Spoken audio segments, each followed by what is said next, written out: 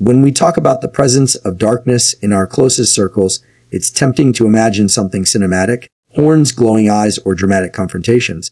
But reality is rarely so obvious. Darkness doesn't usually show up wearing a black cloak, and it certainly doesn't introduce itself. Instead, it moves subtly, quietly, exact opposite, like often wearing the face of someone you love. That's precisely why recognizing spiritual sabotage, especially in friends and family, becomes one of the most important and most challenging acts of self-awareness you can ever undertake. You see, human beings are deeply social creatures.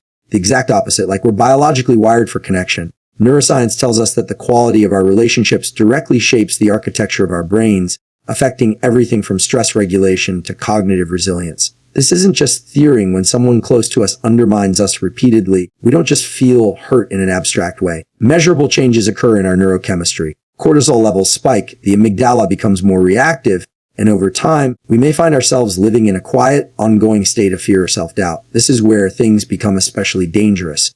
Because if the sabotage is occasional or accidental, most of us can adapt and recover. But when it's part of a consistent, the exact opposite, like unseen pattern, when someone becomes a channel for something darker, that's when it starts to shape who we are at the deepest levels.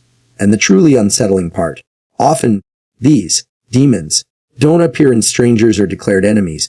They show up in your brother who always has a cynical word, in your friend who jokes about your failures, in the parent whose love feels conditional on your weakness rather than your strength. To recognize this, you must train yourself to see beyond words and focus on energetic impact. Opposite, like what actually happens to your mind after you spend time with someone. Do you leave them feeling lighter, more capable, or at least seen? Or do you leave them carrying an invisible weight, replaying self-critical thoughts, doubting your dreams, or feeling strangely small? These are signs not to ignore, because darkness works effectively through those who are closest, precisely because we're less guarded there. That proximity gives it access not only to our conscious mind, but also to our subconscious programming. This isn't about paranoia, nor about declaring that everyone who hurts us is possessed or evil. That would be a childish oversimplification. The exact opposite. Like it's about recognizing that people can become conduits for energies they don't consciously understand. They might truly love you, and yet, without realizing it, consistently echo your deepest insecurities, reinforce your doubts, or celebrate your stagnation. And if we don't see this, we risk spending years, sometimes lifetimes, circling the same spiritual and emotional traps, never understanding why progress feels impossible. One of the most reliable markers of spiritual sabotage is what I call the pattern of regression. Think back, are there people after whose presence you find yourself reverting to an earlier, smaller version of yourself? Perhaps you notice your posture slump, your voice become hesitant, or your thoughts clouded by shame.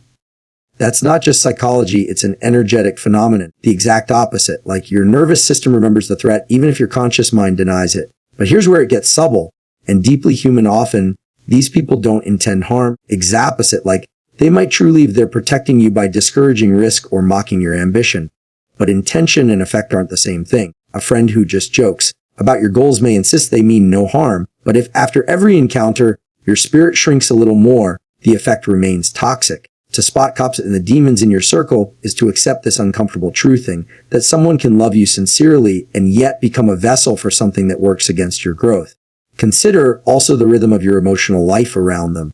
Do you find that important breakthroughs or moments of hope are reliably followed by an encounter that brings you back down? To the opposite, like do good days end with a conversation that leaves you doubting yourself? Over time, these patterns aren't coincidence, they reveal alignment or misalignment between souls. Another subtle marker is the emotional tone of their attention. Truly supported people celebrate your victories wholeheartedly. They might challenge you, but they do so to lift you higher. Those carrying darker energies often offer what looks like support, but it's threaded with envy, dismissal, or quiet sabotage.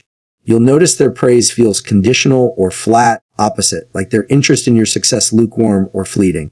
And when you struggle, they seem a little more alive, a little more engaged. It's as if your weakness nourishes something unspoken in them. Again, I'm not suggesting that you diagnose every complicated relationship as demonic. Life is messy, people hurt each other, sometimes without malice. But what I'm urging you to do is to observe effect over story. Does your spirit consistently weaken in their presence? That matters more than the narrative you or they might offer to explain it. Philosophically, this asks us to rethink evil itself. Most people imagine evil as an external force wielded by monstrous figures. But history and psychology show us something different, that darkness often enters the world quietly, through ordinary people doing small, harmful things repeatedly, usually while convincing themselves they're justified. In spiritual terms, this is precisely how demonic forces work, not by grand spectacle, but by subtle corrosion of truth, love, and vitality. Now, what do we do with this knowledge? First, we watch. We cultivate what the Stoics called ataraxia. Calm, like the exact opposite, like observation. We don't rush to label, but we do take careful note. Over weeks and months, you'll see patterns emerge. The brother who jokes about every new idea, exact opposite, like the friend who always plays devil's advocate.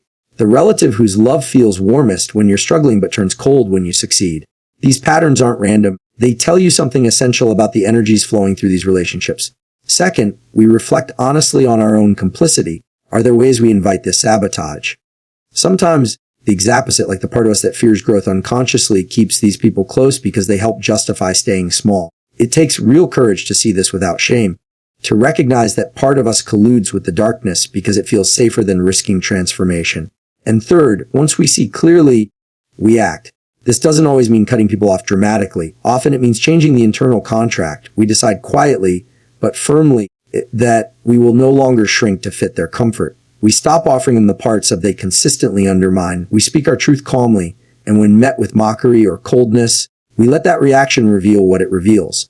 Over time, the dynamic changes, or if it can't, the relationship fades.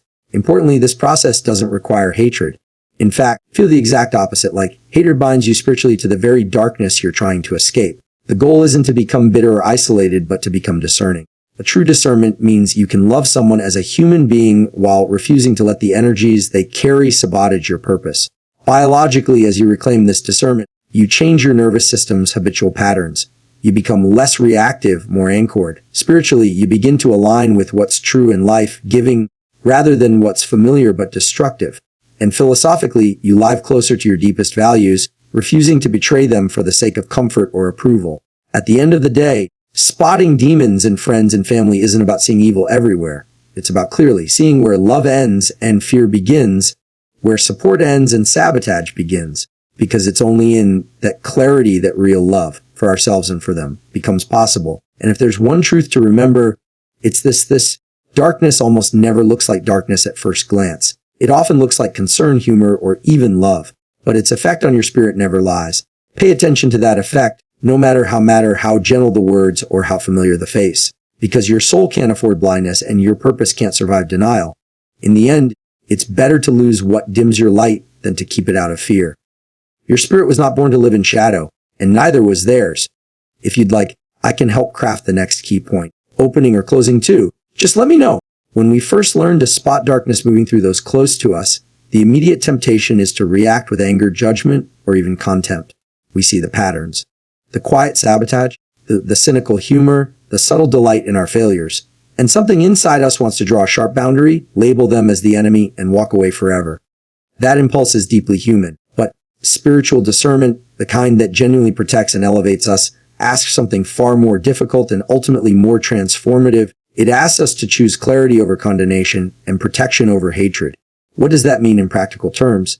It means recognizing that the presence of darkness doesn't automatically make a person evil. From a neuroscientific perspective, all human beings are shaped by layers of biology, trauma, culture, and unconscious conditioning. These forces can prime someone to act in ways that harm others, sometimes without any conscious intent. From a spiritual perspective, those same forces can open someone to darker energies that work through them. But intention and impact are different. And it is this difference that defines discernment. Judgment is quick, emotional, and reactive. It says, they did this to me, they must be bad. Discernment is slower, calmer, and rooted in observation. It asks, what is the actual effect of this person's presence in my life? Does it align with light, growth, like the exact opposite, or in truth, and does it keep me circling old fears and limitations? By focusing on effect rather than story, you see the relationship in its true form. This shift from judgment to discernment is subtle but profound. It frees you from cycles of bitterness, allowing you to protect your spirit without hardening your heart. The exact opposite, one of the most liberating realizations you can have is that you don't need to hate someone to protect yourself from their influence. Hatred keeps you entangled. It keeps your nervous system activated, your mind replaying the story, and your spiritual energy locked onto the very pattern you're trying to escape. Discernment, on the other hand, is quieter.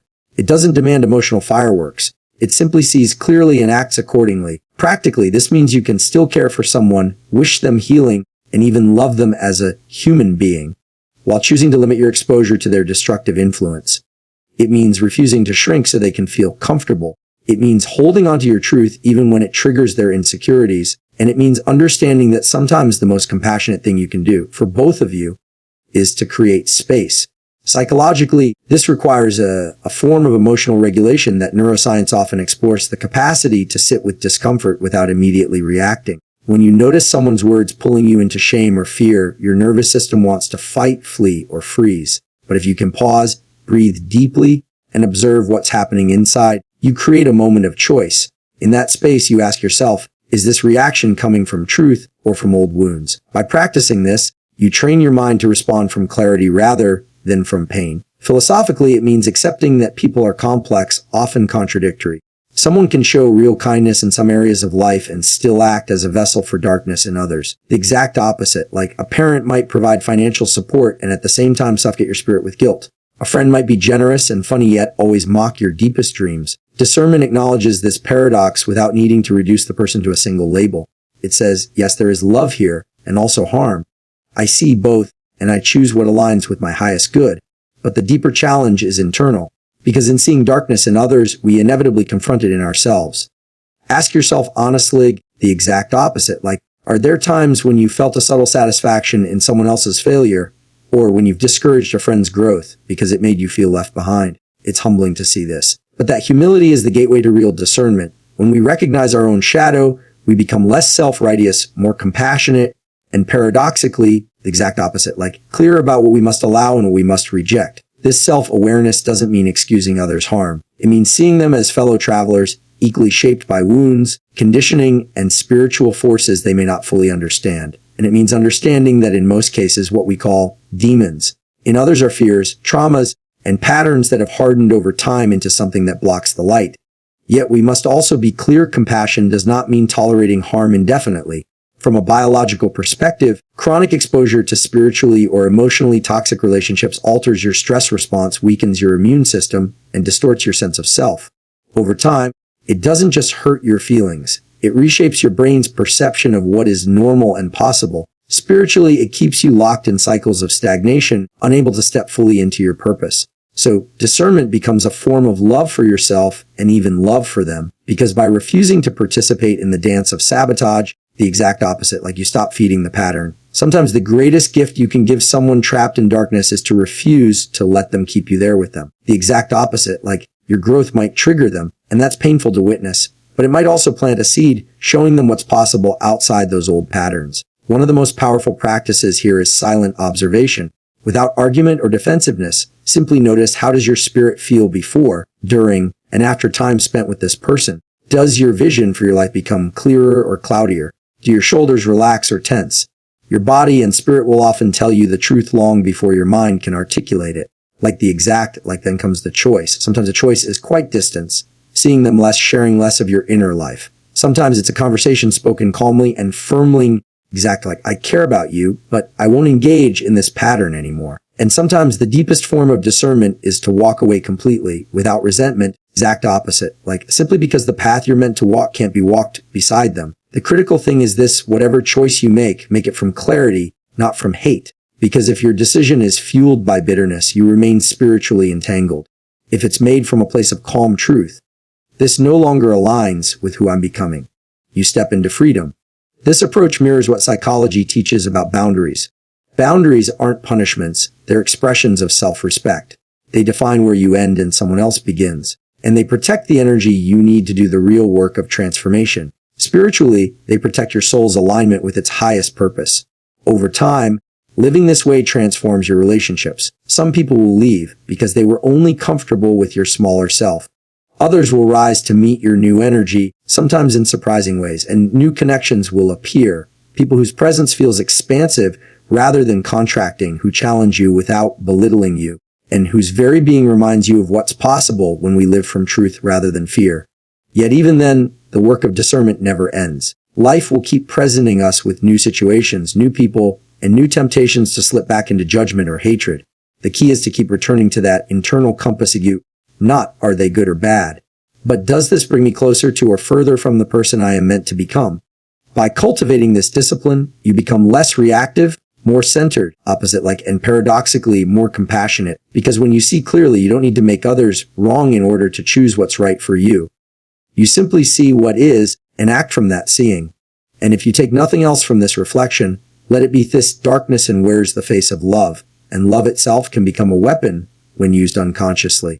But you are not powerless. By choosing discernment over judgment, by protecting without hating, you not only free yourself, you create the possibility of freedom for them too. In the end, the exact opposite, like the real test of spiritual growth isn't how fiercely you can fight what's wrong, but how quietly and consistently you can live what's right. And in that living, the exact opposite, like you become both shield and light, not only for yourself, but for everyone still searching for the courage to do the same. If you'd like, I can help write the opening, closing statement for the whole speech, or blend both key points to a seamless final draft. Just let me know!